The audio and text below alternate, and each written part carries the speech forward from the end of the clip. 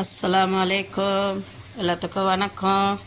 இன்றைக்கி வாங்க நம்ம உடம்புக்கு தேவையானது ஒரு சட்னி அரைப்போம். இது சுகர்காரங்களுக்கு, கேன்சர்காரங்களுக்கு, பிபி இருக்கிறவங்களுக்கு, அப்புறம் ரத்த அழுத்தம் ஜாஸ்தியாக இருந்துச்சுன்னா அவங்களுக்கு எல்லாத்துக்குமே ரொம்ப ரொம்ப நல்லது. அதுக்கு தேவையான பொருள் என்னென்னு பார்ப்போங்களா?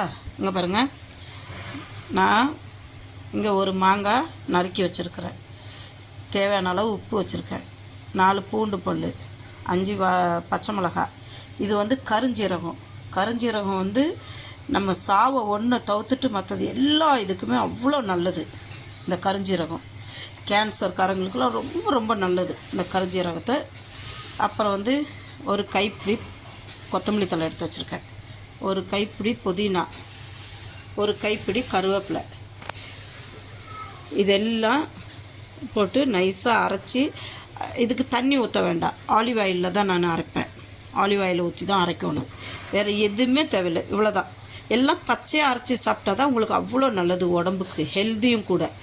இது இன்னொரு அடி சொல்கிற பாருங்க, இது கேன்சர்காரங்களுக்கெல்லாம் ரொம்ப ரொம்ப நல்லது, சுகர்காரங்களுக்கு நல்லது, பிபிக்காரங்களுக்கு நல்லது. கர்ப்பிணிங்க மட்டும் கொஞ்சம் அவாய்ட் பண்ணுறது நல்லது. மற்றது எல்லாத்துக்குமே எல்லாம் கர்ப்பிணியும் சாப்பிட்லாம், சாப்பிடக்கூடாது இல்லை, ஆனால் சூடு. இது கொத்தமல்லி உங்களுக்கே தெரியும், இதில் நார் சத்து இருக்குது, இதுவும் பசியை தூண்டக்கூடியது. புதினா உங்களுக்கு சொல்லவே தேவையில்லை. இது எந்த அளவுக்கு பாதுகாப்புனா, நம்ம கோல்கேட்டுக்கே இந்த புதினாவை தான் யூஸ் பண்ணுறாங்க, அதோட எண்ணெய் எடுத்து. அது பல்லையே அவ்வளோ க்ளீனாக வைக்கிது, நம்ம குடலை எந்த அளவுக்கு க்ளீனாக வைக்கும். இது கருவேப்பிலை கண்ணுக்கு, தலை முடிக்கு அவ்வளோ நல்லது. அதுக்கு தான் கருவேப்பிள்ளை.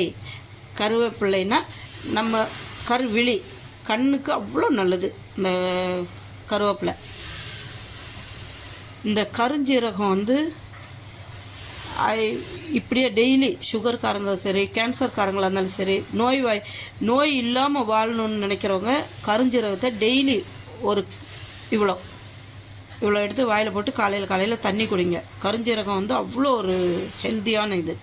குரான்லேயே இருக்குது கருஞ்சீரகத்தோட என்னென்ன நன்மைகள்னு. நம்ம சாவை ஒன்றை தவிர்த்துட்டு மற்ற எல்லாத்துக்குமே கருஞ்சீரகம் நல்ல யூஸ் ஆனது. நான் வீட்டில் கடுகில் கலந்து வச்சுருக்கிறேன், அப்போ எல்லாத்துக்குமே வயிற்றுக்கு போயிடும், ரொம்ப நல்லது. இந்த பச்சை மிளகா உங்களுக்கு தெரியும், கொலஸ்ட்ரால்காரங்களுக்காக நல்லது. அதே மாதிரி பூண்டும் அதே மாதிரி தான். மாங்காய் சுவைக்காக போடுறது. இது தேவைக்கேற்ற உப்பு. நான் ஆலிவ் ஆயிலில் அரைச்சிட்டு நான் உங்களுக்கு காமிக்கிறேன். பிடிச்சிருந்தா ஷேர் பண்ணுங்கள், சப்ஸ்கிரைப் பண்ணுங்கள், மறந்துடாதீங்க. மிக்சிங் சேனல் உங்கள் சேனல், லைக் பண்ணுங்கள். இப்போ பேச்சுலராக இருக்கிறவங்க பட்டுன்னு கடையில் கொத்தமல்லி, கருவேப்பிலை, புதினா வாங்கினீங்களா, 2 பச்சை மிளகா, ஒரு துண்டு இஞ்சி, ஒரு பூண்டு பல் வச்சோமா, 2 தேவைக்கேற்ற உப்பை வச்சு ஒரு மிக்சியில் போட்டு அரைச்சிட்டா ஒரு சட்னி. பச்சையாக சாப்பிட்றது தான் ரொம்ப நல்லது. வதக்கிட்டோமா அதோட பவரே போயிடும். அதனால் முடிஞ்ச அளவுக்கு பச்சை சட்னியாக சாப்பிட பாருங்கள். புதினா, கருவேப்பிலை, என்ன இதெல்லாமே பச்சையாக வச்சு அப்படியே அரைச்சி சாப்பிட்டிங்கன்னா பசியை நல்லா தூண்டும், கண்ணுக்கு ரொம்ப நல்லது. கருவேப்பிலை, புதினா நம்ம வயிறை க்ளீன் பண்ணும். பிஸ்மில்லா. ஓகே, செஞ்சு சாப்பிட்டு பாருங்கள். இங்கே பாருங்கள், சட்னி ரெடி. இது சாதத்தை கூட சாப்பிட்லாம், இட்லி தோசை கூட வச்சு சாப்பிட்லாம், அவ்வளோ நல்லது. இது ஹெல்த்தியும் கூட. இங்கே பாருங்க, பார்க்குறப்பே சும்மா க்ரீனஸாக இருக்கா, பச்சை பசேர்னு எப்படி இருக்கு பாருங்கள். இது இட்லி தோசை கூட வச்சு சாப்பிடுங்க, சாப்பாட்டில் போட்டு பிசைஞ்சு சாப்பிட்லாம், அவ்வளோ நல்லது. பிடிச்சிருக்கா? இந்த சட்னி பச்சையாக தான் அரைக்கணும், தாளிக்கக்கூடாது. அப்படியே தாளிக்கவே வேண்டாம். நீங்கள் இட்லி தோசை சாப்பாடு கூட எல்லாம் வச்சு சாப்பிட்லாம். இது 1 வாரம் வரதில் ஒன்றும் ஆகாது, கெட்டும் போகாது.